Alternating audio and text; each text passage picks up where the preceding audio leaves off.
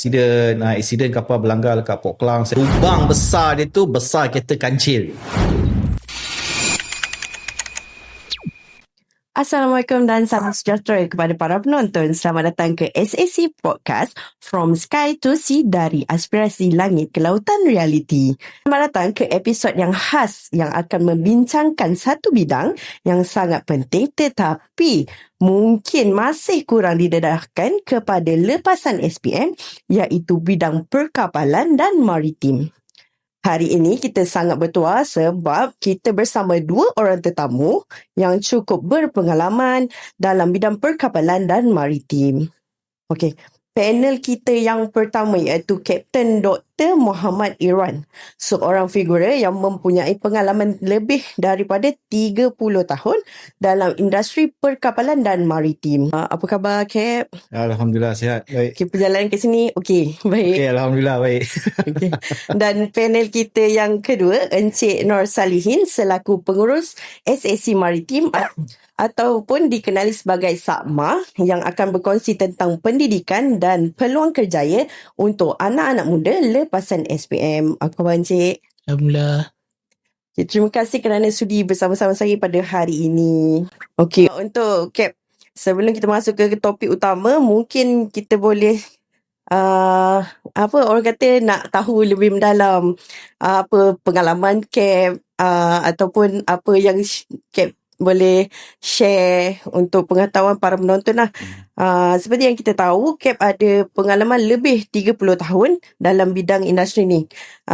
Boleh Cap ceritakan daripada permulaan sehingga ke tangga sekarang ni?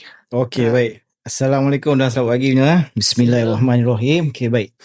Okey, kalau nak ikutkan pengalaman saya bermula dengan industri marine ni daripada tahun 1992. 1992, waktu tu umur saya 18 tahun. So kita ni taklah pandai sangat nak ceritanya kan. So bila dapat keputusan SPM tu, saya SPM tahun 1991. So saya pun cakap dengan bapa saya, nak pergi mana ni? Tak ada arah tuju. So saya teringat abang saya pun belayar kapal juga waktu tu. So saya cakap dengan bapa saya, abah, hantar orang masuk alam je lah, cakap kan.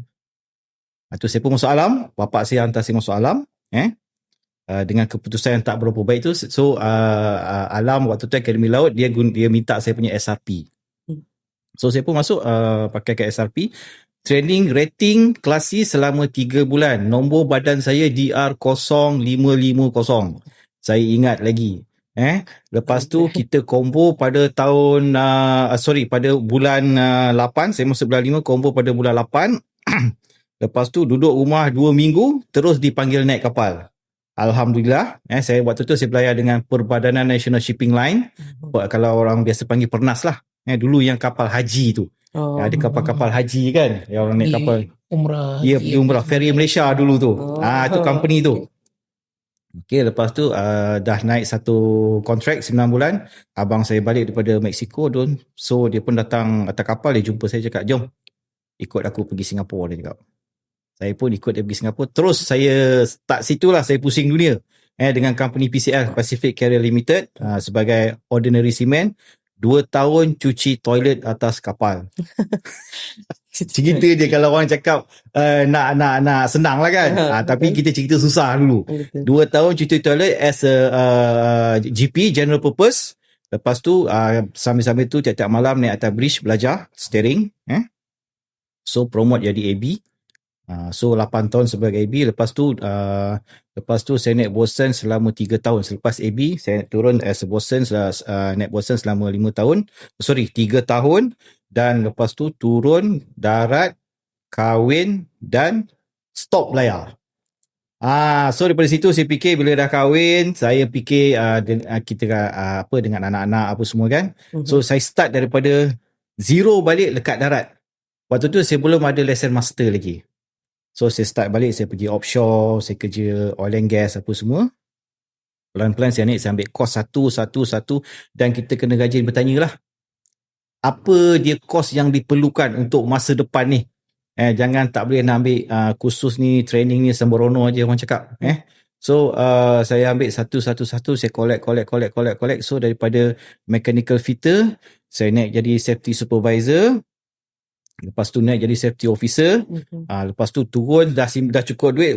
Tahun 2007 saya masuk bekerja di Akademi Laut balik sebagai instructor dengan MOTD punya department, Marine Offshore Training Department. Kita mengajar sea survival craft, advanced firefighting, BOSET, BT. Lepas tu 3 tahun saya berhenti. Bila saya berhenti, saya join Sapura Crest Petroleum as a safety officer. Lepas tu setahun saya simpan duit. Situ start simpan duit untuk pergi exam. Kena ada target. Kalau tak ada target, tak boleh. So simpan duit. Tinggal lah. Anak isteri semua tinggal. Duduk kat offshore. Tapi offshore, ingat, offshore ni ada dua orang panggil apa? Dua kategori. Bukan dua kategori macam mana cakap. Dua tempat, tahu tak? Yang pertama adalah offshore production. Yang kedua adalah, satu lagi adalah offshore construction. Saya di offshore construction. Kalau production, orang duk ingat 2 minggu on, 2 minggu off. Ini adalah production. So kita construction 2 bulan on, kadang-kadang 2 minggu je off. So kita dah yang pasang jaket, pasang modul apa semua dengan Sapura Crest Petroleum. So lepas tu saya turun, saya resign sana, saya turun, saya kerja dengan Muhibah Engineering. Kita buat projek lekas regasification RGT dekat belakang Pantai Puteri. Tu dekat dengan family, seronok sikit lah. Rumah kat Bukit Gambai. Dapat balik rumah kan? Dapatlah balik rumah, Alhamdulillah. Pergi kerja pun naik motor je. Situ pun saya buat senior safety supervisor, senior safety supervisor. Simpan duit juga kat situ, Alhamdulillah. Lepas tu setahun setengah saya kerja, projek lama, 5 tahun. So setahun setengah saya kerja tu saya berhenti, saya pergi ambil WKONC di Pelita Academy. Alhamdulillah. Start situ, bila saya ada dapat WKO, saya belayar balik. Pasal nakkan experience. Tinggal balik anak isteri ni kat rumah. Kena tinggal pula kan. Lepas tu dah belayar sekejap sebagai sampai second mat. So saya berhenti, saya kerja dengan one of the STS company dekat Kuala Linggi, Melaka, Tech Marine kalau tak silap saya. Lepas tu sebagai bash master kat sana dengan safety officer. Lepas tu saya berhenti. Sana pun tak lama, dalam dekat 2 tahun jugalah. Lepas tu saya berhenti, saya start dengan marine construction. Bila saya start dengan marine construction sampai sekarang, Alhamdulillah, orang cakap kalau nak belayar kapal ni jangan takut. Ada dia punya lubang tu. Pasal apa? Dunia perkapalan ni sangat luas. Orang saja yang tak tahu. So orang saja yang tak tahu. Nak duduk darat boleh, nak duduk kat laut boleh, nak duduk dekat training department boleh, nak duduk logistik macam yang kita akan sembang kejap lagi pun boleh. Banyak sebenarnya. Dunia perkapalan ni sangat luas, tapi orang saja yang tak tahu. So bila dah dapat master, saya lagi senang lah. So saya naik kapal sekejap. Just nak untuk gain experience. Kan? Pasal orang cakap kalau pegang lesen ni tapi kita tak ada experience, tak guna. Betul. Setakat penat belajar je. Betul Ustaz? Betul. Penat belajar je. So saya gain experience sekejap dalam setahun lebih. Lepas tu saya turun. So kita tahu macam mana how to manage, how to command. How to communicate with crew, how to communicate dengan pekerja-pekerja semua. Itu saya belajar. Saya banyak belajar daripada pengalaman saya sendiri. So adalah cikgu-cikgu saya 2-3 orang yang melatih saya. Lepas tu saya one of the arwah. So seorang tu dah arwah. Dia yang banyak guide saya untuk jadi trainer sampai sekarang. Dan juga macam mana nak handle construction, all this thing lah. So far sedikit. Itulah dia cerita saya sampai sekarang. Alhamdulillah. Walaupun serba sedikit tapi memberi makna kan.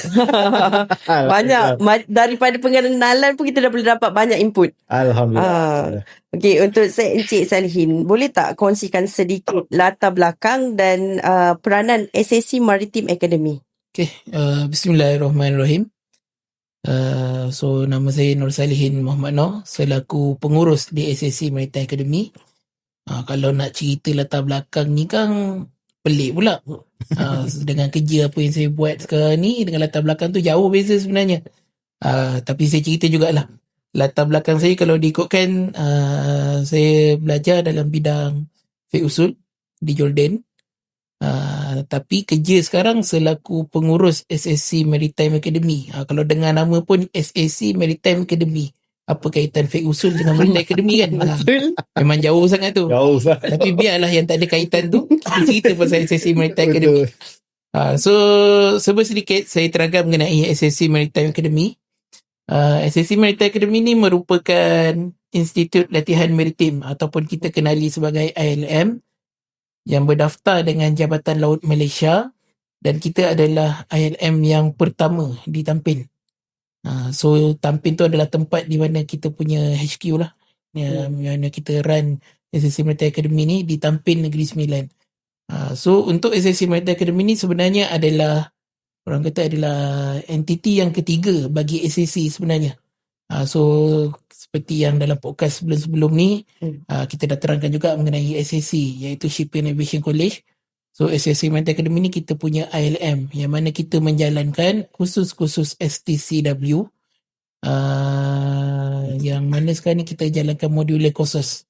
Modular courses ni senang ceritanya kita panggil adalah sebagai license lah. License untuk membenarkan seorang pelatih ataupun seseorang ni untuk bekerja di atas kapal.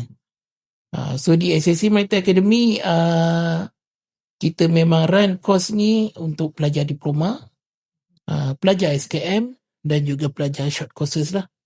Dan kita telah ditubuhkan selama, kalau ikut ni tahun yang ketiga. Tapi orang cakap tahun ketiga ni baby lagi. Kalau ikut dalam industri memang kita masih baby. Tapi apa yang kita dah buat, apa yang kita dah jalankan, insya-Allah itu membuktikan yang kita dah run SSC Maritime Academy ni sebagus mungkin lah.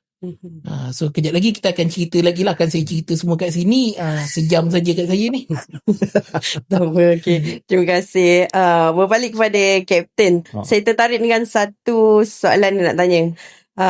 Dalam nama Kapten ada gelaran doktor. Adakah ada satu kelebihan title doktor tu untuk orang kata pelaut kan, sebab kita dah ada kapten tapi ada doktor. Okay. Atas kapal berguna ke doktor tu? Macam tu. Okay, actually doctorate saya ni saya buat tak waktu saya bekerja dengan Hyundai Engineering. Power plant punya projek di Melaka, Edra Power Plant. So before that saya buat master dululah.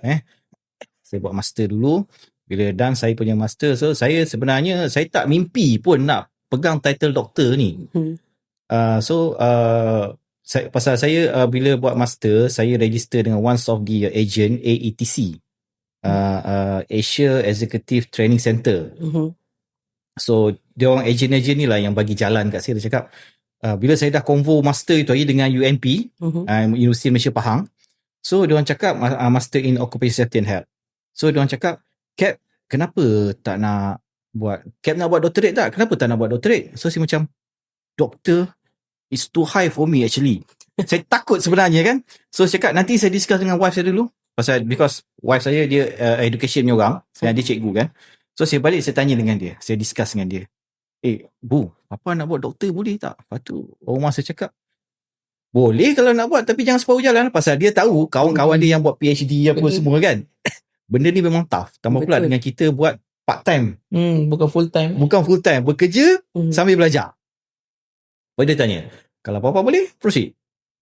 So saya fikir macam, this is one of the challenge untuk saya lah kan. Kalau buat, apa salahnya?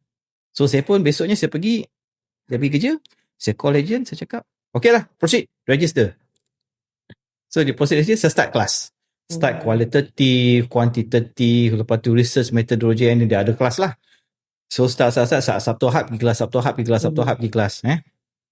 So bila start bagi buat assignment apa semua. Lepas tu last kali tesis. Bila start buat tesis ni saya agak struggle sikit. Orang cakap memang nak cari bahan apa semua kan. So tapi so far alhamdulillah pasal saya based on coursework. Saya tak buat research, saya buat coursework. So coursework ni senang sikit lah. So saya banyak bahan-bahan daripada projek tu sendiri. Orang yang saya nak interview pasal saya buat qualitative method. So orang yang saya nak interview pun ada sekitar situ saja, dengan jabatan laut, dan ada yang 4-5 orang je lah orang luar. So bagi saya untuk berlayar kapal, title doktor ni memang tak dipakai. Tetapi bagi saya apabila saya nampak benda ni, pasal saya nak more to darat, more too sure pasal fikir anak bini ni. So ini yang menjadi inspirasi kepada saya sebenarnya, family saya. Kan saya nak rapat dengan dia orang, saya nak dekat dengan dia orang. So saya tak nak duduk kapal, saya tak nak duduk atas kapal pasal dah puas, dah puas. So saya nak duduk darat, saya nak berhampiran dengan dia orang, saya nak tengok dia orang walaupun kadang-kadang kerja jauh-jauh sikit kan. Tapi weekend balik saya nak tengok dia orang besar, apa masalah dia orang, saya nak tahu, saya nak kena tahu. Lepas tu saya cakap, saya buat juga doctorate ni. Pasal apa? Once you have this title, doktor, so apa you cakap laku. Dan apa you cakap orang percaya. Tapi benda yang betul lah. Betul. Jangan tipu lah. Kalau you tipu memang orang tak percaya lah. Kan? So, once you have this title, apa you cakap memang laku dan apa you cakap orang akan percaya. Dan Alhamdulillah sampai sekarang saya jadi part-time lecturer untuk especially UMP lah. Untuk UMP, untuk OUM, untuk U mana lagi saya pun tak ingat lah, dah banyak sangat U lah kan. Dah penuh sangat. Dah penuh kan. Lepas tu LCCL lagi, lepas tu dengan saya punya doctorate tempat IBSS, International Business School of Scandinavia, Denmark. Saya ambil kat sana sebenarnya. So saya jadi lecturer part-time sendiri untuk college tersebut, untuk akademi tersebut. Dan ada satu lagi International Business Academy of Switzerland. Another one pasal apa, Alhamdulillah nama saya dah ada kat sana. Alhamdulillah. So with the title of captain combined with doctor, so ini orang tengok, orang biasanya tengok captain ni, orang biasanya orang ingat tentera, betul? Betul. Kan? So tapi sebenarnya tidak. So bila saya cakap saya bukan tentera, dengan saiz yang macam ni saya tak layak pun jadi tentera. Saya cakap lah kan. So saya cakap saya adalah master mariner. Lepas tu orang pun terkejut. Macam puan cerita tadi lah kan. Apa dia punya kombinasi dia. So saya cakap pasal saya nak more to education. Pasal apa? Nak educate kita punya anak-anak muda sekarang ni yang tak apa, yang orang cakap dia orang tak tahu, tak nampak tak nampak mana datangnya nak kerja atas kapal, tentang marine dan maritime ni macam mana nak masuk.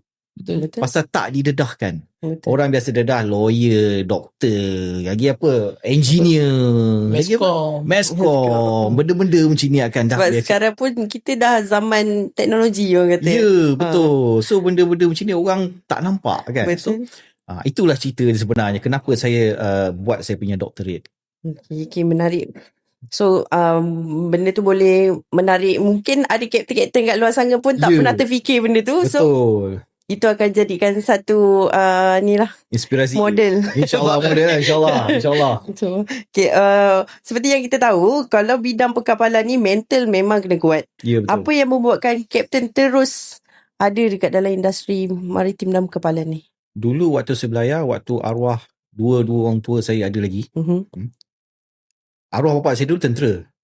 Dia major. Dia pun bukan daripada kadet, bukan daripada maktab tentera diraja, dia daripada rekrut Port Dickson. Daripada rekrut Port Dickson, kena layak 6 bulan dekat atas padang kawat, dekat semua, sampai dia exam, dia pergi training apa semua, sampai jadi major. Major bersara trafik. Abdul Rashid bermula pasal apa, trafik, dia ada title trafik itu pasal dia semboyan communication. So saya inspirasikan bapak saya cakap, aku akan bekerja di atas kapal daripada aku diperintah sampai aku memerintah. Itu saya punya pegangan saya. So daripada saya jadi general purpose sehingga saya jadi captain, saya buat sampai saya jadi captain. Daripada dulu orang tunjuk tangan, kau buat ni, sampai saya tunjuk tangan kat orang, kau buat ni, kau buat ni. Saya pula yang cakap. Itulah salah satu saya punya, itulah. So mental kena kuat lah, nak tempuh benda-benda semua daripada GP, OS, naik AB, lepas tu naik bosun, pergi exam, naik third officer, second officer, chief officer, captain. Memang mental kena kuat, kena tahan. Kena tahan. So kita nak hadap benda-benda ni semua. So inspirasi saya adalah orang tua saya dan juga family saya. Itu dia cerita dia. Itu yang buat penguat lah. Ya, penguat saya. Alhamdulillah. Kita mulakan dengan topik yang pertama. Okay, yang silakan. tadi tu baru perkenalan. Belum masuk bidang. Belum bidang kapalan maritim lagi. Okay. Jangan lupa subscribe dan tekan loceng untuk konten menarik. Ya, Balik pada persoalan ataupun perbincangan kita pada hari ni lah. Adakah industri perkapalan dan maritim adalah bidang yang sama? Atau sebenarnya ramai yang tak tahu sebenarnya perkapalan ni dengan maritim ni sebenarnya berbeza? Okey, perkapalan dan maritim ni sama, tapi skop dia lain. Kalau maritim, marine, kita cerita marine dulu lah. Perkapalan ni marine kan. Dia banyak macam kita bekerja atas kapal, apa semua, kerja kat kapal-kapal lah. Lepas tu underwater ke apa benda ke, jadi kapal kan banyak jenis kapal kan. Tanker lah, kontainer lah, OSV lah, kapal ikan laut dalam lah, macam-macam. Betul. So maritim ni dia banyak, dia belah darat, dia tentang maritime law, apa semua, tentang banyak education, training, undang-undang macam tu lah. Itulah beza dia. So orang jangan silap lah bila orang di offer untuk sambung belajar macam SSTC ni. Once you got offer daripada mana-mana, bukan cakap SSC saja once dapat offer daripada mana-mana training punya tempat kan, sila, nasihat saya, sila selidik dulu, sila bertanya dulu. Pasal apa, saya rasa orang-orang staff semua banyak bantu. Betul. Akan membantu semua. So jangan salah pilih. Takut nanti bila separuh jalan berhenti. Itu yang kita tak nak.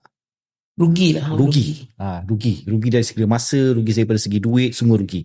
Pasal apa, kita once kita start, kita never turn back, just go proceed. Itu saya punya style lah. Bila kalau kita stop tengah jalan, costing dia tu untuk dalam bidang perkapalan atau maritim ni, costing dia agak besar juga kan. Lagipun kesian dekat orang-orang yang sepatutnya duduk kat situ. Betul. Ada yang ni tak semua orang boleh dapat. Ya, betul. Peluang tak semua orang boleh dapat. So, kalau dikatakan bidang perkapalan dan maritim ni, sejauh mana pentingnya bidang ni dalam sesebuah negara? Bagi saya, kalau bidang ni memang sangat penting, terutama dari segi logistik lah. Tengoklah sekarang ni kes Selat Hormuz, tutup saja kapal, habis semua ekonomi dunia lumpuh. Betul. Padahal kalau kita nak fikirkan, belah darat boleh je jalan. Apa masalah dia? Tetapi disebabkan dengan kapal ni dia boleh bawa muatan yang banyak. Lepas tu daripada kalau dibuat muatan lagi banyak, saya rasa memang kita akan rugilah kalau kita tak involve dengan benda-benda macam ni. Sebenarnya anak-anak muda sekarang ni untung sebenarnya dengan adanya, alhamdulillah, pengalaman orang tua macam kita ni lah kan. Alhamdulillah tu. So dia orang kena banyak bertanya lah. Kita balik kepada Encik Salihin. Apa yang melayakkan seseorang pelajar di SSC untuk menceburi bidang perkapalan? Kalau untuk melayakkan seorang pelajar ataupun kita panggil pelatih lah, mudahnya pelatih ni untuk menceburi bidang perkapalan ni, yang pertama memang dia perlu ada adalah Seafarer ID lah ataupun Seaman Card. Kalau macam kita ada IC warna biru tu kan, tapi di atas kapal ni dia punya pengenalan diri dia kita panggil sebagai Seaman Card. Pergilah mana-mana pun, pergilah negara mana pun, kalau tak ada Seaman Card ni, maknanya senang kata kita panggil warga asing lah. Atas kapal dia sebagai warga asing, orang tak tahu kau ni negara mana. Tapi bila ada Seaman Card ni, dia tunjuk kat situ warga negara Malaysia. Seaman Card daripada mana? Marine Department Malaysia. So yang pertama adalah Seaman Card. Yang kedua, dia perlu ada sijil-sijil lah, ataupun kos-kos yang perlu diambil, ataupun kita panggil sebagai modular course. Seperti basic training. Yang mana basic training ni adalah sijil, orang kata apa, kalau tengok daripada nama basic training, latihan asas. Dia ada latihan asas untuk bekerja ataupun latihan asas untuk beroperasi di atas kapal. Seperti mana yang Kapten Irwan maklumkan tadi. Kapten Irwan sendiri pun mula sebagai rating kan? Betul. So dia mula sebagai rating daripada orang yang diarah. Betul. So basic training ni memang sijil wajib. Tak kisahlah dia rating, dia AB, bosun, even captain sekalipun kena ada basic training. Kalau tak ada basic training ni, tak layak. Memang tak layak untuk bekerja di atas kapal lah. Dan seterusnya ada lagi sijil-sijil modular yang lain. Ada lagi beberapa sijil modular seperti DSD, Designated Security Duties, SSA, Ship Security Awareness, dan lain-lain lagi lah. Kalau nak cerita sijil modular ni memang banyak. Dia berlainan sijil untuk berlainan kapal. Contoh kalau kita nak naik ke kapal tanker, kita perlukan sijil BTOCT, Oil Chemical Tanker. Kalau nak naik ke kapal LNG, gas, so kita perlukan sijil BTLGT, Liquefied Gas Tanker. So dia bergantung kepada vessel apa yang nak dinaiki ataupun kapal apa yang nak dinaiki. So sijil-sijil tu kita kena ambil. Senang kata sijil macam saya cakap tadi lah, dia adalah license untuk membenarkan pelatih ni bekerja di atas kapal. Tapi tu kalau kita cerita secara regulation lah, aplikasi main-card, medical check-up, courses. Tapi kalau kita cerita keluar daripada regulation ni, macam yang soalan ditanya pada Kapten Irwan tadi lah, dia memerlukan fizikal dan mental yang kuat. Sebab tu di SSC Maritime Academy, salah satu benda yang kita tengok adalah, yang pertama sekali adalah disiplin. Sebab apa kita sebut sebagai disiplin? Sebab mana kita tengok disiplin ni mudah. Sebab pelatih-pelatih kita adalah daripada pelajar diploma, daripada pelajar SKM. So kita tengok disiplin dia, yang pertama paling mudah kita tengok adalah kedatangan ke kelas lah. Kalau kata senang cerita, satu semester 6 bulan, sebulan penuh pun dia tak boleh nak datang, 5 bulan lagi dah hilang. So memang dekat situ kita senang cerita disiplin dia out lah. Dan kita pun tak akan ambil risiko untuk hantar pelajar-pelajar ni bekerja di atas kapal kalau disiplin dia macam tu. Itu adalah dari segi disiplin lah. Dan daripada segi fizikal, maknanya pelajar ni fit, tak terlibat dengan perkara-perkara ataupun bahan-bahan terlarang. Untuk makluman, regulation yang dikeluarkan oleh IMO sendiri, yang mana boleh check semula, saya lupa regulation dia numbers berapa. Kalau mana-mana kru ataupun mana-mana seafarer yang terlibat dengan dadah semasa dalam berlayar, pihak syarikat berhak untuk terminate terus, maknanya untuk full termination. Contoh kalau dia tengah berlayar, seafarer tu kena turun and then dia terus berhentilah. Kejap Ustaz. Okay. Bab ni kalau kita masa saya cerita, saya ada pengalaman pasal ni. Boleh. Lagi bagus. Ada pengalaman tu lagi bagus. Biar dia orang tahu, insyaAllah. Sebab apa kita mention benda ni, sebab kita nak pelajar nampak ataupun pelatih nampak daripada awal. Dia bukan anggap, sebab sebelum adanya orang kata pendedahan mengenai pusat-pusat latihan, mengenai kos-kos untuk belayar ni, pelatih beranggapan okey, nak naik kapal ni, orang ada setengah tempat katakan kapal ni adalah last choice. Tempat lain kau tak berjaya, kau naik ke kapal kau boleh berjaya. Benda tu mungkin dari satu side ada positif dia kat situ, tapi dari negatifnya pun ada juga.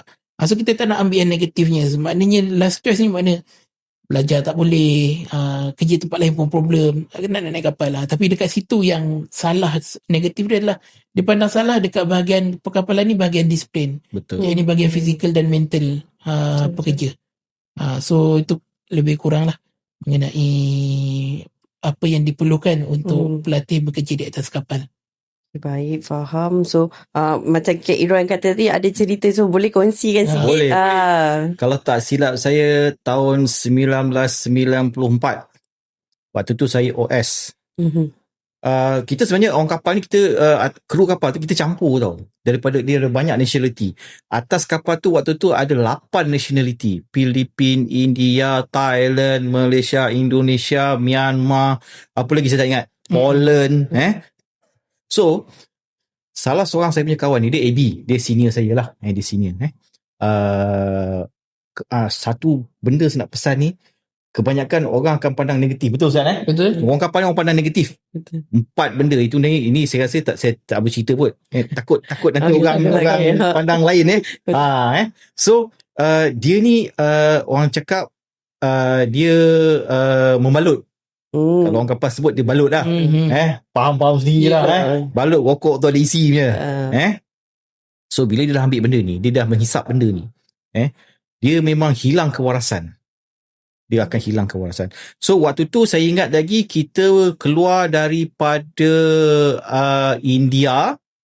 Kapal keluar pada India nak pergi ke Vancouver untuk loading. Vancouver, Canada. Untuk loading. So kita tengah cuci petak. Dalam petak, pasal kita naik bug carrier, dalam petak 18 meter. 18 meter tinggi Ustaz. Puan tinggi 18 meter. So dia pasang tangga, dia nak buat kerja dekat atas. Dengan keadaan yang tak waras, kita atas kapal kita tak ambil tahu Kau waras ke kau tidak ke, kau kerja tetap kerja. Itu kau punya, itu kau punya Kerja tanggungjawab. kena jalan, Ya, betul. betul. So dia panjat. Dia panjat, dia pakai dulu tak ada body harness, kita ada safety belt. So dia sangkut dekat satu besi dan dia tak perasan. Dia sangkut tu sebenarnya dia tak sangkut. Jatuh ke bawah. Pasal dia Dia- halusinasi dia. Dah otak dah tak waras. Otak dah tak waras. Lepas tu dia buat kerja, dia perlu buat kerja. Bayangkan kita atas kapal tu adalah goyang sikit. So tangga setinggi petak 18 meter. So tangga tu boleh buka dalam, kotak saya sambung tangga yang apa, yang bomba yang buka tu kan. Yang boleh stand tu lah. Yang boleh stand tu. Mhm. Tinggi tangga tu. So dia jatuh, tangga tu sengit. Dia jatuh. Bila dia jatuh, 2 minggu lagi nak sampai Vancouver. Oh. So tulang pelvis sebelah kanan dia patah. Dan dia tak boleh, so kaki sebelah dia hitam, lebam. Dia bila patah lebam. So dia kita letakkan dia dekat hospital dekat atas kapal ada hospital, ada cabin yang dibuat hospital lah. So kita mandikan dia, kita suap dia makan. Dia macam memang hilang, memang tu nak cakap hilang kewarasan lah. Bila sampai Vancouver, agent datang bawa marine punya ambulans, ambil dia bawa pergi hospital, kedebuk operation apa semua company tanggung. Tak kisah sebenarnya, company tanggung. Duduk hospital, pemantauan 2 minggu. Lepas tu flight balik pun company tanggung, tak ada masalah. Tetapi bila sampai Malaysia, dia balik rumah, lepas tu dia pergi office dekat PJ, dia nak collect dia punya balance of salary dia. Dia dapat RM4 je. RM4 je dia dapat. Pasal apa? Semua company potong. Betul. Pasal apa? Company tak tanggung benda-benda ni. Macam Ustaz cakap. Once kita sebenarnya atas kapal, once accident, pergi hospital, first doktor akan ambil urine dengan darah, check Condition dia macam mana. Kalau betul dia tak ambil, company akan tanggung 100%. Tapi kalau dia ambil, so company akan potong 100% potong. Sebab dalam Kontrak ada. LOE ke apa semua kan, dia dah tulis. Kerja di atas kapal ni adalah high risk job. Betul. Even orang kata macam kata tadi cuci tandas pun High risk tapi job. bila di atas kapal dia dah jadi high risk job. Sebab betul. Environment, situation. So benda-benda tu memang dah di-mention dalam agreement ataupun employment letter. So itu sebenarnya banyak benda yang pelatih-pelatih ni ataupun kru-kru fresh ni tak tengok sebenarnya kan. Ya, betul. Dia sebenarnya dia budak-budak ni nak naik kapal seronok je. Betul. Pergi tempat orang dengan gaji besar. Itu je. Dia tak fikir kerja sebenarnya high risk tu. Mindset dah fikir, naik kapal gaji besar, balik ada duit. Itu je kan. Okay. Kita berbalik kepada topik yang kedua, itu kerjaya dan peluang kerjaya. Untuk Kapten, dari pengalaman Kapten sendiri, bagaimana prospek pekerjaan dalam bidang sekarang ni? Prospek pekerjaan dalam bidang sekarang ni sangat luas sebenarnya. Okay. Even though you naik kapal as a rating, tapi you jangan mati dekat rating je. You kena ada usaha untuk dapatkan COC, Certificate of Competency. Betul. Betul Betul.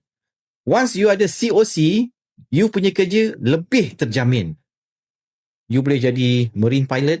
Lepas tu you boleh jadi STS punya pilot. You boleh jadi loading master. You boleh whatever yang berkaitan dengan you punya COC. Ada kerja sebenarnya. Jangan risau. Tapi kena tanya orang yang betul. Kalau tanya minta maaf cakap lah. Kalau tanya rating juga, memang ke situ je lah. memang situ je lah habis dia. So kena usaha, simpan duit. Memang layar kapal ni gaji besar Alhamdulillah, tapi kena usaha, simpan duit berapa persen. Pasal apa? Atas kapal makan tak bayar. Betul. Uniform tak bayar, api tak bayar, air tak bayar, tempat tinggal tak bayar, semua free. Kenapa tak boleh simpan duit? So simpan duit untuk exam, simpan sikit. So ambil COC. Lepas tu macam-macam kerjaya ada dekat darat ni. Jangan risau. Yang berkaitan dengan marine, don't worry. So maksudnya kita kalau nak sesuatu nak berjaya lebih ke lebih tinggi orang kata kan, betul. kena refer. Janganlah dalam circle yang sama. Ya, Cari betul. circle orang untuk tahu lebih kan. Ya, betul. Faham? So daripada segi gaji pula dan perkembangan kerjaya, macam mana dalam bidang ni? Gaji dulu gaji murah. Sekarang ni gaji sedap. Betul tak? Betul. Sedap sikit lah gaji dia. Mungkin sekarang ni untuk OS tu gaji ada standard rate lah. Ya. Tapi macam Captain cakap tadi lah, once dah sampai tahap ada COC dan naik ke officer ataupun engineer, gaji tu memang orang kata sedap lah gaji dia. Lagi sedap lah cerita dia. Dulu saya cakap, waktu saya OS dulu, gaji saya hanyalah RM440 sebulan. Campur overtime dapatlah 700. Dia pun dah besar dah. Dululah 90-an. Sekarang 400 satu troli je kan. Sekarang 400 satu troli je. Itu pun geleng kepala nak bayar. Okay, boleh tak Encik Salihin kongsikan sejauh mana kejayaan Sakma yang telah graduan daripada SAC ni sekarang ni dalam industri perkapalan, adakah mereka dah berjaya naik kapal ke macam mana? Okey, untuk graduan daripada SACMA SAC Maritime Academy ni, kebiasaannya memang kita akan hantar pelatih-pelatih ni bermula sebagai OS lah, ordinary seaman, ataupun kita panggil sebagai rating. So sebab tu di SAC Maritime Academy kita ada satu bahagian ataupun satu services yang kita sediakan, iaitu career development. Yang mana kita guide pelajar daripada pelajar ni OS, kita guide dia naik ke AB and then naik ke officer lah. Lepas tu biasa ada orang tanya, lepas officer kenapa tak guide? Senang biasanya saya jawab sebab dah jadi officer ni pelajar dah sombong. Tapi sebenarnya itu hanya orang kata sekadar jawapan lah. Sebenarnya bila dia dah naik ke officer, dia punya market ataupun dia punya peluang tu dah sangat-sangat banyak. Sebab di Malaysia sendiri sekarang ni kita kekurangan high rank officer ataupun engineer lah. Untuk rating ni lambakan saya boleh kata banyak sebenarnya. Cumanya kebanyakannya tak tahu macam mana daripada rating, daripada OS nak ke AB, daripada AB nak ke officer. Sedangkan dalam regulation sendiri ada sebut kan? Ada. Dia perlukan berapa lama time.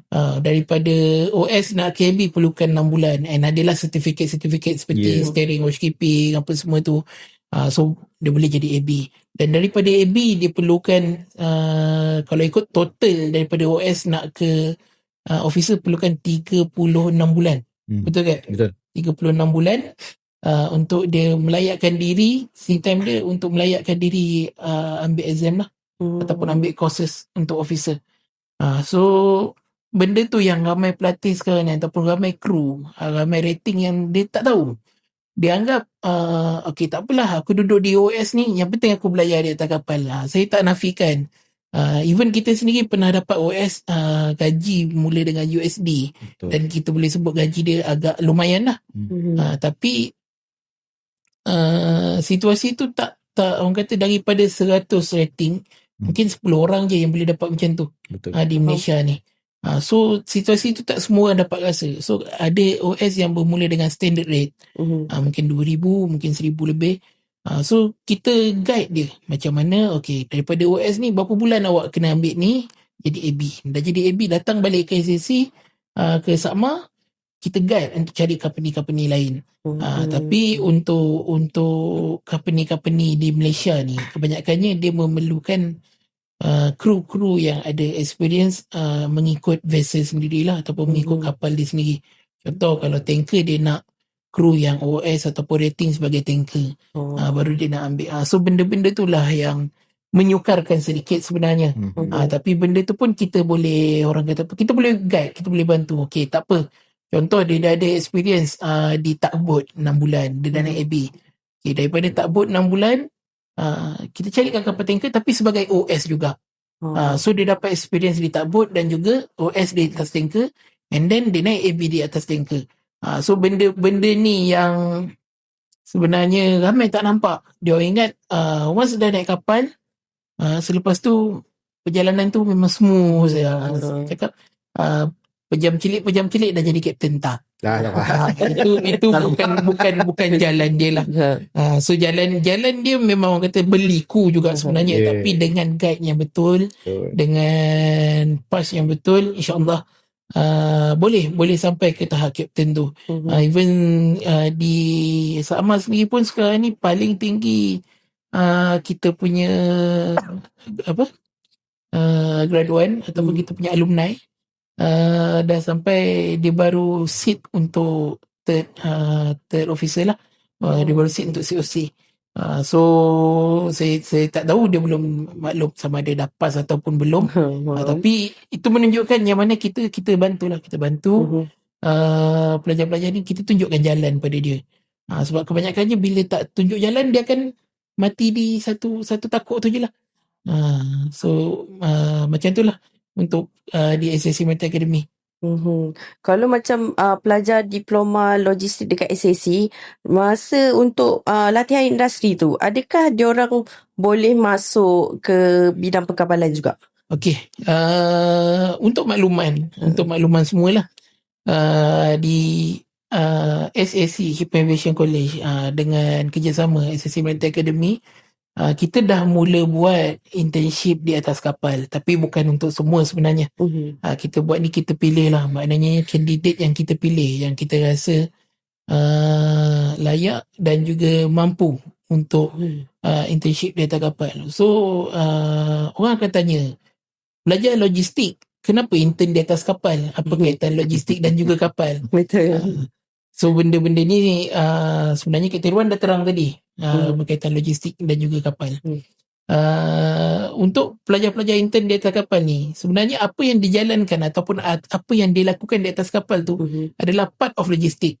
Seperti yang kita tahu, kapal ni adalah salah satu daripada ataupun 3 transportation utama dalam dunia: darat, laut dan juga udara. Dan kapal ni membawa percentage yang paling besar dalam transportation. Sebab apa? Kalau melalui udara ataupun melalui kapal terbang, kita ada limitation untuk berapa banyak kita boleh bawa. And then kalau di darat, dia ada limitation dari segi dia punya perjalanan. Mungkin untuk menyeberang laut, takkan lori nak seberang laut. Tapi kapal ni dia boleh pusing satu dunia, dan dia punya load pun memang sangat-sangat tinggi ataupun sangat-sangat besar lah. So dia senang cerita, dia adalah salah satu main lah ataupun yang utama dalam transportation. So sebab tu bila bekerja di atas kapal, apa yang diorang belajar dia dalam diploma logistik, diorang akan guna pakai untuk bekerja di atas kapal. Okey, faham. Untuk pelajar macam Encik Salim cakap tadi, untuk pelajar diploma logistik dekat SSC, adakah diorang ni akan dapat sijil STCW tu secara percuma? Okey, di SSC ni salah satu kelebihan yang kita ada lah sebenarnya. Kalau untuk ambil sijil STCW saja ataupun modular course di luar, kita memerlukan kurang lebih kalau boleh tengok package-package yang ada ni dalam 6 ke 7 ribu. Betul. Tapi di SSC, mana-mana pelajar diploma logistik yang ambil diploma logistik, kita akan beri secara percuma. Kita akan beri, maknanya dia tak perlu bayar lah untuk modular courses ni. Melainkan orang kata mungkin dia nak tambah CJ, itu memang perlukan bayaran lah, CJ tambahan. Tapi yang kita bagi license ni ataupun modular courses ni, memang kita beri secara percuma kepada semua pelajar diploma. So ambil diploma logistik, dan dia dapat 2 sertifikat lah. Dapat CJ diploma, dapat juga CJ perkapalan. Okey, faham, menarik. So untuk lepasan SPM, ramai lepasan SPM yang ibu bapa ni diorang nak tahu sangat macam mana bidang perkapalan maritim ni. Adakah diploma logistik dekat SSC membantu diorang untuk masuk ke dalam bidang perkapalan? Okay, macam yang saya sebut tadi kan, diploma logistik ni sebenarnya kita guna pakai diploma ni sebagai rating ataupun sebagai OS, dia hanya memerlukan sijil perkapalan saja. Tapi diploma ni dia akan apply bila mana dia dah ada experience, So kalau kata contoh dia dah belayar selama 3 tahun ataupun dia dah belayar selama 2 tahun, and then dia decide untuk dia kerja di darat sekejap ke apa semua, dengan experience yang dia ada belayar di atas kapal, and then dia ada diploma, memudahkan dia untuk minta kerja di atas darat. Dan ada juga sesetengah company, contoh kalau kita tengok sendiri di atas cruise, dia ada bahagian, kalau cruise ni dia punya department memang sangat banyak lah berbanding general vessel ni. So macam cruise dia ada bahagian even logistik department dia pun dia ada sendiri, macam storekeeper, dia punya asset management apa semua. So di atas cruise memerlukan pelajar-pelajar yang ada diploma logistik ni. Kalau kata dia nak apply untuk cruise, dia perlukan diploma ni dan juga sijil perkapalan tadi ataupun SCCW courses ni. So sebenarnya diploma ni kita pandang untuk jauh ke hadapan sebenarnya. Macam yang kita buat maklum tadi. Kalau hanya ada sekadar sijil kapal, tak ada sijil education, value diri tu, orang kata value untuk kita minta kerja di darat tu memang susah. Memang sangat-sangat susah. So dengan adanya kedua-dua sijil ataupun dua sertifikat ni, memang mudahlah nak kerja di kapal boleh, nak kerja di darat pun boleh. Dan lepas tu upgrade lagi, mungkin daripada basic course ambil ke COC, daripada diploma ambil ke degree, and then sampailah ke doktor kan. Ya, insyaAllah. Okey, faham. Untuk Kak Iron pula, pandangan Kak dari sudut industri, adakah sijil STCW ni betul-betul memberi nilai tambah untuk pelajar diploma logistik dekat SAC? Okey, macam Ustaz bagi tahu tadi, dia dua cabang dia boleh pergi. Dia nak duduk darat boleh, dia nak duduk laut pun boleh. Kalau dia rasa dia nak duduk laut, daripada OS dia teruslah naik sampai ke Bosen insya-Allah, dan simpan duit macam saya cakap tadi, terus ambil COC. Itu kalau dia pakai SCCW. Pasal SCCW ni kira contoh macam kalau kat darat kita nak kerja darat kena ada CIDB, green card. Tu cerita dia. So kalau kita nak kerja oil and gas, kita kena ada OGSP. Kalau kita nak pergi ke offshore, kita kena ada BOSET. Ini semua dia punya pintu-pintu dia, kunci-kunci dia nak masuk pintu. So tetapi SACMA ni buat, saya rasa satu ada kebaikan dia. Pasal apa? Once you buat diploma logistik and then dia bagi free STCW, this is a good thing. Kalau orang tak kerti nak menilai, saya tak tahu nak cakap apalah. Bukan saya nak puji ni tak. Pasal apa? Bila dia ada diploma, dia rasa macam, aku nak naik kapal dululah. Nak merasa dululah.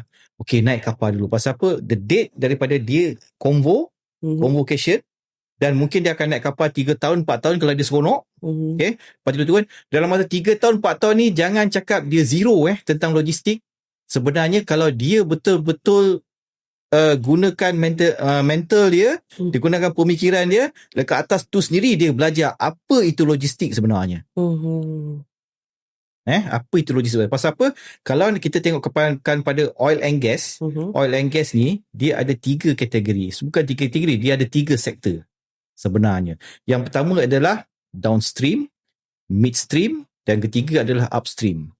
Midstream ni adalah logistik. Ni mungkin orang banyak yang tak tahu. Betul. So downstream adalah retail yang kat darat ni, upstream dekat offshore. Tentang drilling, apa exploration and production, all this thing lah. Ini midstream ni adalah logistik.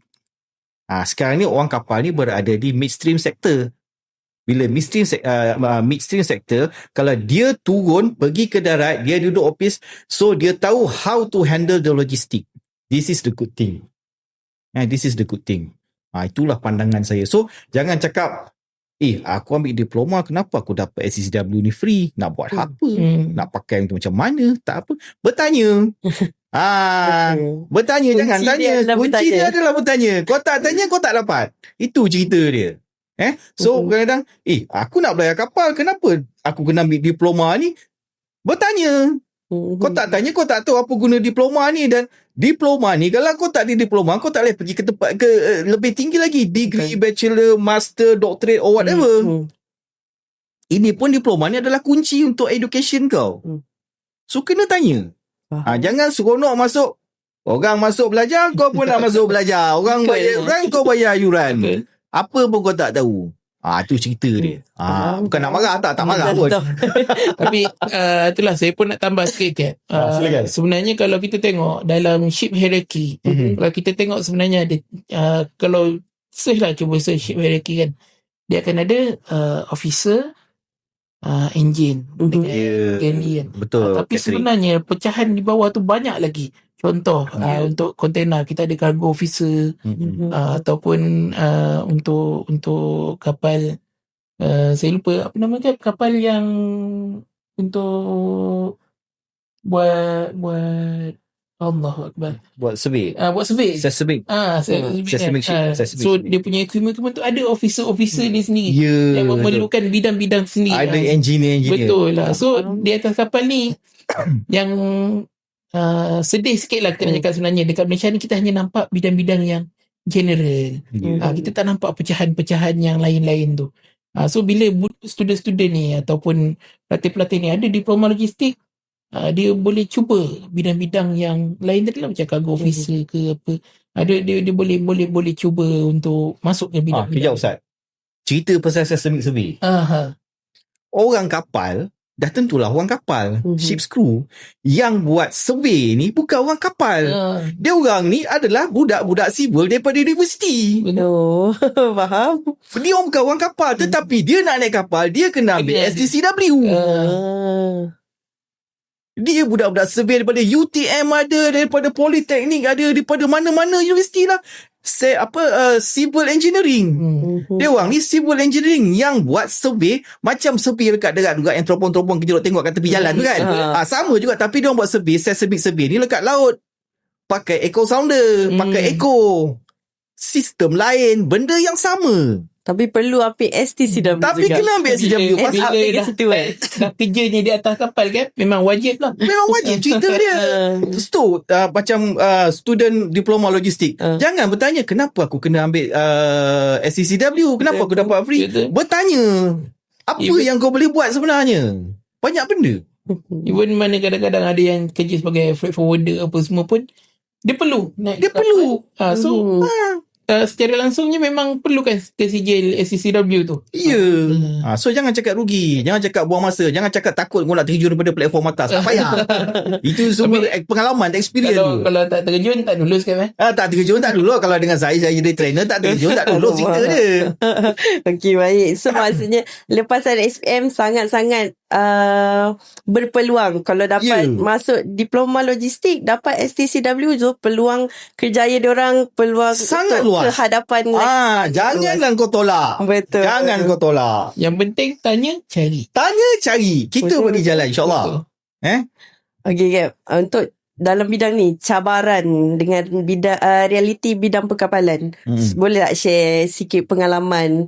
Ada pengalaman yang orang kata tak boleh dilupakan ke? Macam memang ada pengalaman main overboard ke kan? Okey, kalau nak ikutkan pengalaman yang tak dapat dilupakan tu ada banyak. Ada banyak. Saya pernah jatuh daripada kapal ke laut waktu tu kat Port Klang, jatuh ke laut main overboard. Waktu kita tengah cat shipside. Cat shipside kita kat staging, jatuh ke laut pun pernah. Tapi pasal tu kita kena pakai ilmu tu nak kena ada, kena pakai life jacket, kita tak berdebu apa semua kan. Adalah prosedur-prosedur dia. Benda nak accident nak berlaku, kita tak boleh cakap. Dia nak berlaku, dia berlaku juga. So pengalaman-pengalaman daripada segi dekat Bay of Biscay kena pukul ombak kita saya tengah tidur Bay of Biscay ni pertumbungan 3 arus daripada English Channel, Gibraltar Strait dan juga Atlantic. So pertumbungan 3 arus. So tengah tidur tiba-tiba bam dia bagi, boom, tercampak kat pintu. Tengah tidur ni tercampak kat pintu daripada atas katil. Pengalaman-pengalaman macam tu. Lepas tu kapal berlanggar accident kapal berlanggar dekat Port Klang. Saya kena waktu tu saya termet kapal kontena. Lubang besar dia tu besar kereta kancil.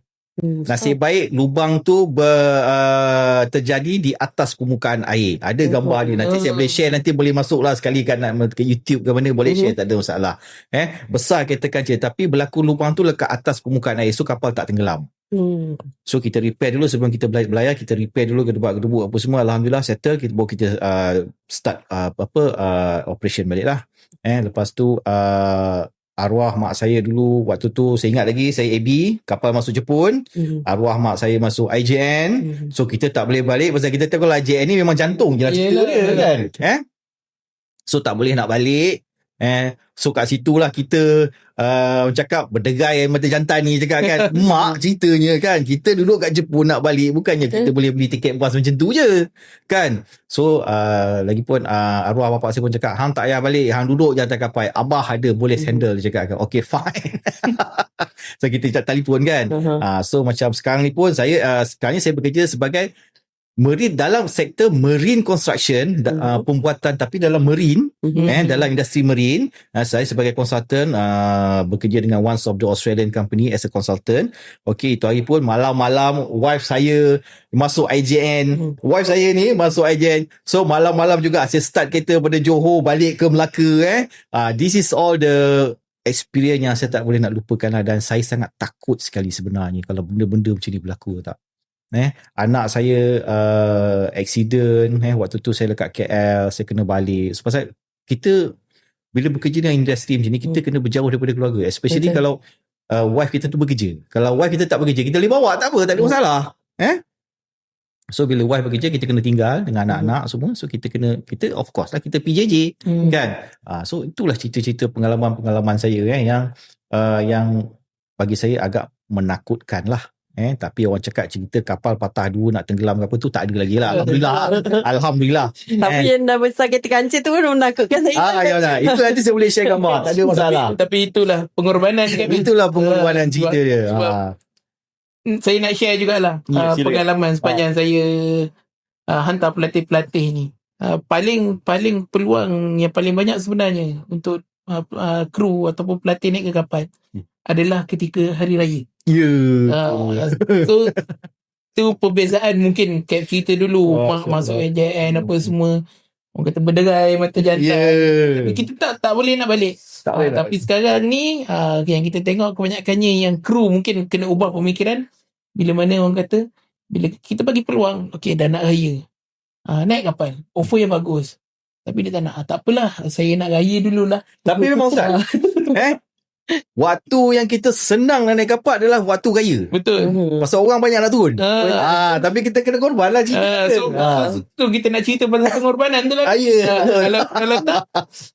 Tapi boleh kata macam baru-baru ni, raya tahun ni tak silap saya, tapi ni call saya, cakap saya nak pakai kru. Seorang je dia nak pakai.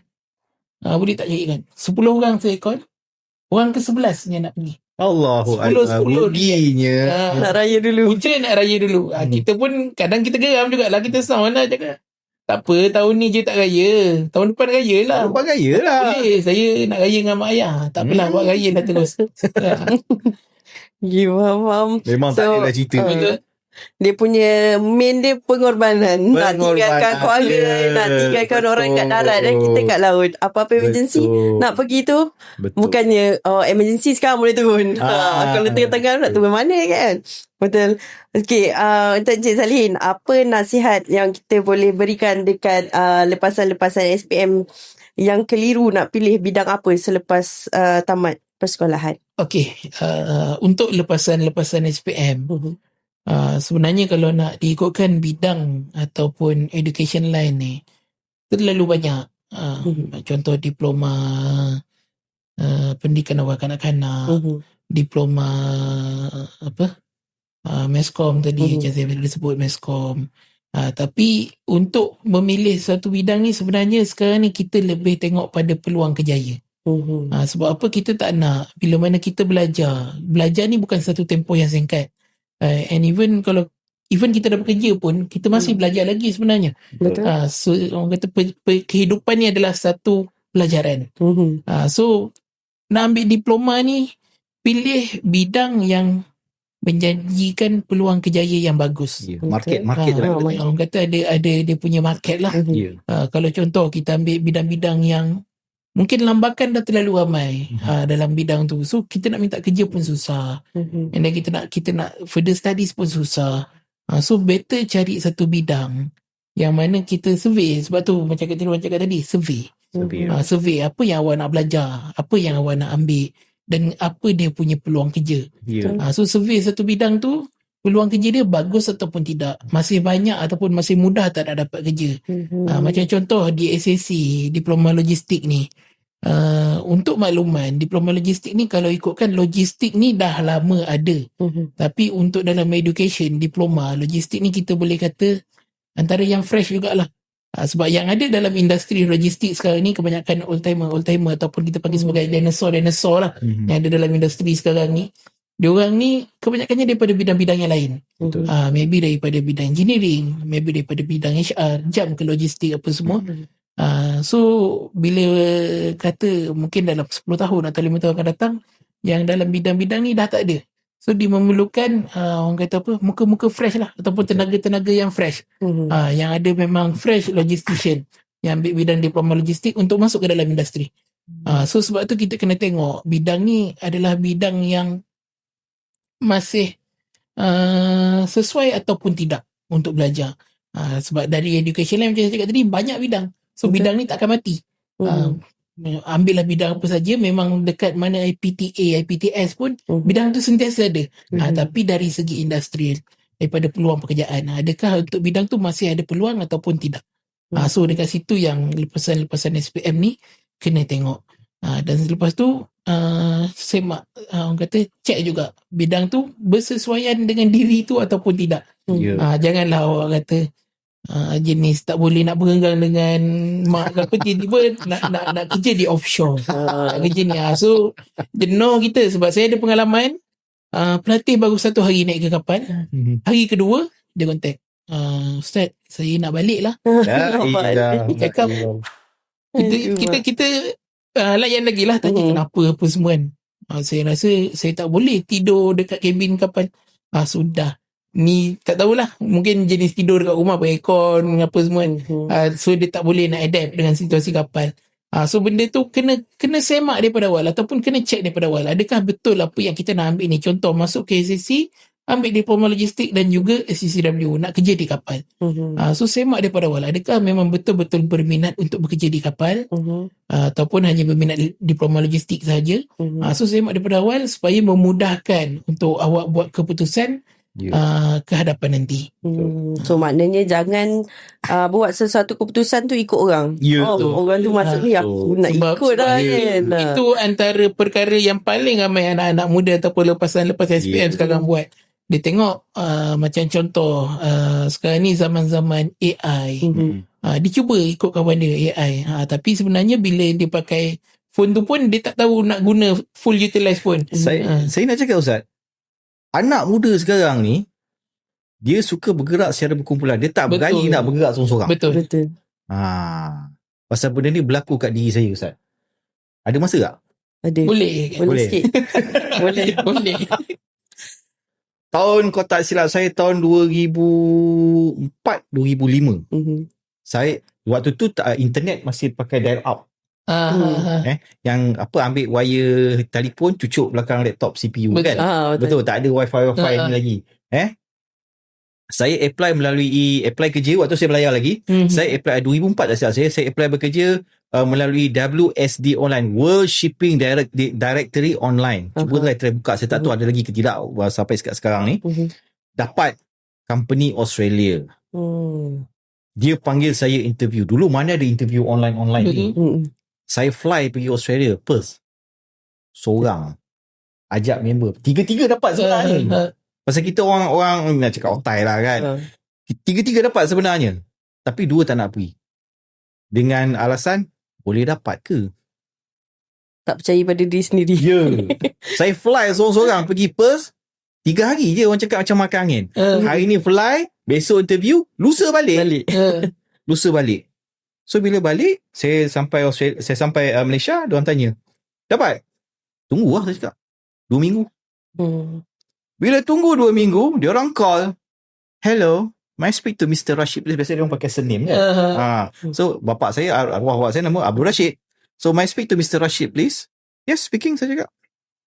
Pumpang. So dia cakap permohonan saya diterima, you boleh naik sebagai bosun tetapi kena naik sebagai AB dulu sebulan. Sementara nak tunggu bosun atau kapal tu sign off. Oh, faham. So saya naik, saya on. Lepas tu saya cakap memang saya minggu depan aku flight. Pergi mana? Pergi Kaohsiung, Taiwan. Saya cakap, kita orang kapal ni macam orang kaya. Nak pergi kerja, naik flight saja. So saya flight. So diorang cakap, alamak, macam mana kau boleh dapat? Rugi lah. Tu saya cakap, kau tak nak pergi dulu. Dia tak yakin. Tak yakin. Satu lagi suka bergerak seorang. Style saya bergerak solo. Betul. Saya bergerak seorang-seorang. Itu saya punya, mungkin nak cakap itu kekuatan saya lah. Dan saya Alhamdulillah hati kering. Aku tak kira. Aku nak gerak, aku gerak. Tapi sepatutnya macam dengan keadaan peredaran zaman sekarang, semua benda di hujung jari. Ya, lagi senang. Sepatutnya lagi mudah Betul, untuk Ustaz. pilihan. Betul. So untuk lepasan ni saya rasa macam key point dia adalah buat survey lah. Ya, Research lah. betul. Sebelum nak ambil satu bidang tu. Dulu kita nak research company elok ke tak elok ke, kita Susah. susah. Tak ada sources. Tak ada sources. Sekarang ni dah berlambat sources. Tak ada masalah. Sekarang ni buka je TikTok, type je apa. Ya, Semua keluar. nak kan. Betul. Okay, Cap. Untuk Cap pula bagi sikit nasihat untuk anak-anak muda dekat luar sana. Macam mana yang apa yang diorang perlu buat ataupun apa-apa saja nasihat yang untuk lepasan-lepasan SPM ni. Okey, yang pertama sekali kena tanya diri sendiri, minat apa? Nak jadi apa? Jangan ikut orang. Jangan ikut orang. Itu yang pertama. Lepas tu bila dah tahu minat apa, nak pilih sesuatu kursus itu ataupun course tu, kena tengok market, buat research dulu, tengok market. Betul. Tengok market. Jangan cakap member itu sekali lagi jangan ikut orang. Jangan ikut, yang kunci dia jangan ikut orang. Itu dia cerita dia. Kau minat, kau jalan. Tetapi dalam minat tu kadang-kadang apa yang kita minat kita tak dapat. Betul. Disebabkan kita minat, contoh macam ada orang kos apa ni dekat universiti ni, saya pun tak tahu sangat tentang biomicrology apa benda yang kehidupan laut ni kan. Pergi ambil kos tu. Keluar sampai 5 tahun tak ada kerja. Betul. Apa cerita? Kan? Kau minat. Betul kau minat, tapi bila kau ambil kos tu, kau tak research untuk market. Tapi ada market mungkin kat overseas. Bukan di Malaysia. Bukan di Malaysia. Kau nak ke pergi overseas? Kalau nak silakan. Betul. Kan? Tapi kita nak kerja kat Malaysia. So tengok market, kadang apa yang kita minat kita tak dapat. Okay, kita tengok pasal apa kita nak bekerja. So cuba tanamkan minat pada benda yang baru ni. Minat kita boleh tukar, tak ada hal. Macam kita tukar kereta je. Bagi saya lah. Bagi orang lain saya tak tahulah kan. Bagi saya minat kita boleh tukar, tak ada masalah. Minat ni kita boleh pupuk. Boleh pupuk, boleh tanam. Tak suka daripada segi, pasal tu saya cakap Sakma ni macam, bukan macam, tapi bagus pasal dia bagi dua benda. So kau nak duduk laut boleh, kau nak duduk darat pun boleh. Kau tanya je diri kau tu benda. Betul. Pasal logistik tak semestinya logistik kapal. Betul. Darat pun boleh. Udara pun boleh. Aviation pun boleh. Nak duduk lori boleh. Jadi logistik untuk bas boleh. Macam-macam ada. Pasal sedangkan sekarang kita naik Grab pun logistik. Ya. Pasal apa? Kalau sepahaman saya, untuk diploma dia ajar basic. Betul Ustaz? Basic untuk logistik. General. Itu yang saya ajar, basic untuk diploma dalam project management, occupation safety and health, untuk universiti macam UMP ni apa semua, OUM apa semua. Itu yang saya ajar. Dan saya mengajar sampai ke master. So bertambah. So saya tahu. Dah lah. Diploma kau belajar apa? Aku tahu. Bachelor kau belajar apa? Aku tahu. Master kau belajar apa? Aku tahu. Betul. Doctorate kau belajar apa? Aku tahu. Pasal apa? Kita dah go through semua. Dan kita adalah tenaga pengajar. Betul. So nak tipu, insyaAllah tak boleh. InsyaAllah. Okey, itu saya. So nasihat saya pada anak-anak muda sekarang ni, jangan takut untuk mencuba. Jangan takut untuk bertanya sehingga mendapat jawapan, kepastian. Lepas tu isytiharah lah, tengok macam mana. InsyaAllah. Okay. Itu saja. Jelas bahawa bidang perkapalan bukan sekadar satu pekerjaan, tetapi satu industri besar yang menawarkan peluang kerjaya untuk anak-anak muda. kepada lepasan SPM di luar sana, mungkin ini boleh jadi salah satu kerjaya yang boleh dipertimbangkan. Ya. Terima kasih diucapkan kepada Encik Nur Salihin dan juga Kapten Dr. Muhammad Iwan atas perkongsian yang sangat menarik. Saya rasa perkongsian ni tak cukup sejam. Ya, Boleh betul. repeat lagi mungkin. Banyak sangat. InsyaAllah boleh. No problem. Okay. InsyaAllah. No problem. Terima kasih sangat-sangat. Semoga apa yang dikongsikan hari ini memberi manfaat kepada para pelajar maupun penonton. Sebelum saya mengakhiri sesi podcast kali ini, untuk makluman, pendaftaran kemasukan ke SSC sesi Jun 2026 masih dibuka. Untuk pendaftaran boleh layari website kami ataupun social media. Sampai jumpa di lain episod From Sky to Sea, dari langit aspirasi ke lautan realiti. Assalamualaikum dan bye-bye.